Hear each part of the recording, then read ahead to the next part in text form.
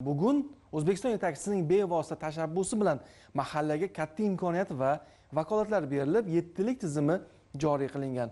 Bu tizimni yo'lga qo'ya olgan mahallalar tom ma'noda mahalliy hokimiyatga aylana olyapti. So'zimiz quruq bo'lmasin, real natijalarni keltiramiz. Yaratilgan imkoniyatlar hisobiga 7000 ta mahalla meva-sabzavot, gulchilik, asalarichilik, tikuvchilik, mebelsozlik, savdo va servis kabi 15 ta yo'nalishga ixtisoslashdi. 3326 ta mahalladagi 50% xonadon bu tizim bilan qabrab olingani uchun 1,5 million oilaga barakali daromad kirdi. Ayniqsa iqtisodiy driverlari to'g'ri tanlangan mahallalar iqtisodi yuksalib, bugun jaydari qilib aytganda aravasini o'zi tortyapti. Mahallasining binosini ham, maktabini ham o'zlari qurib olishga xohish va imkon topmoqda. Oltiariq tumanining Azimobod mahallasi to'g'risida ana shunday fikr bildirib faktlar keltirish mumkin. Bu mahallada takroriy ekin ekib 1 gektar yerdan 400 million so'm daromad olayotgan tomorqachi-yu 1 gektar maydondagi uzumini 50 ming dollarga sotmayotgan fermerlar ham bor. Eng quvonarlisi, chetga ketgan mahalla yoshlari bugun oilasi bag'riga qaytib, mahallasida ishlab, qozonini qaynatyapti.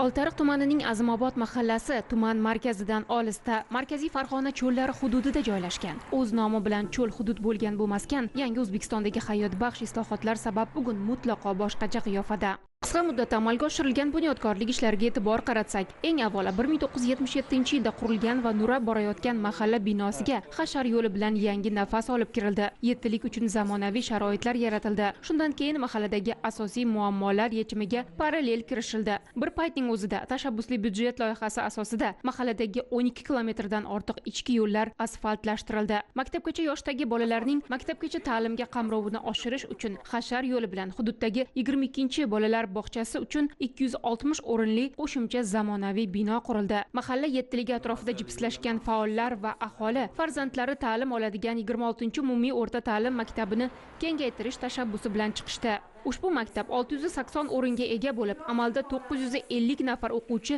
2 smenada ta'lim olar edi. Tabiiyki, qo'shimcha to'garaklar olib borish, o'quvchilarning darsdan keyingi vaqtlarini mazmunli va foydali o'tkazish uchun imkoniyat kam edi. O'g'il-qizlarning sifatli ta'lim olishlariga shart-sharoit yaratish maqsadida 10.5 milliard so'm mablag' evaziga homiylik asosida maktab uchun qo'shimcha bino qurildi. Binoda 12 ta o'quv xonasi va qo'shimcha texnik xonalar bunyod etildi. Natijada ushbu o'quv dargohi 1160 o'rinli ta'lim maskaniga aylandi.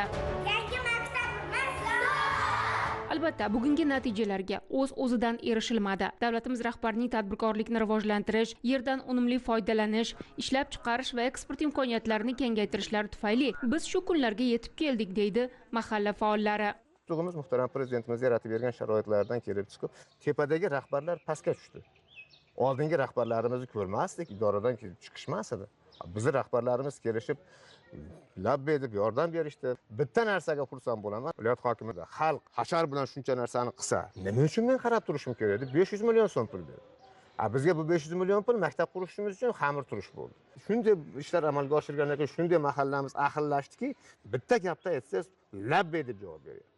O'zini konstitutsiyaviy burchi bo'lgan soliq to'lovi bo'yicha.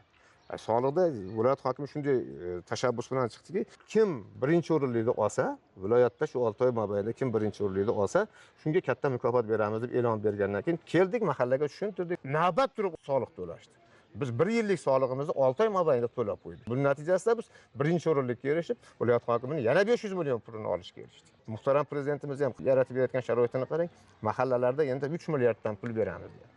Biz mana bundan ruhlanib, bundan yana bir zavq olib, endi xudo xolasa kelajakda 120 o'rinlik hamma sharoitlarga ega bo'lgan katta bir shifoxona xudo xolasa qilamiz. Xalq labbe deb javob berib tursa, davlat bunaqa e'tibor berib tursa, qanaqa qilib ishlamaysiz?